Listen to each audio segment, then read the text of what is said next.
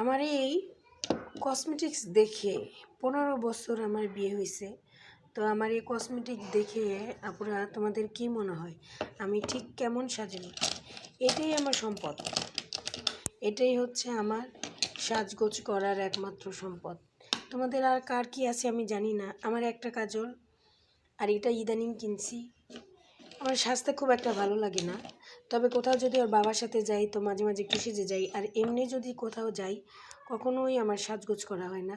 সাজলে না মনে হয় কি একা একা রাস্তায় গেলে নিজেকে অনেক আনইজি লাগে, ভালো লাগে না। আর ওর বাবার সাথে যদি যাই মাঝে মাঝে তো তখন একটু সেজে গুজে যাই, গেলে কী হবে কিছুক্ষণ পরে লিপস্টিক খাইয়ে ফেলি, চোখ হচ্ছে ল্যাটা ভ্যাটা হয়ে যায় কাজল দিয়ে, তখন বাসায় এসে দেখি আমি একটা ভূত। তাই জন্য না আমার একেবারে সাজগোজে খুব অনীহা, বুঝছেন আপুরা? আপনারা অনেকেই দেখি কত সুন্দর সাজুগুজু করেন, আমি আসলে পারি না।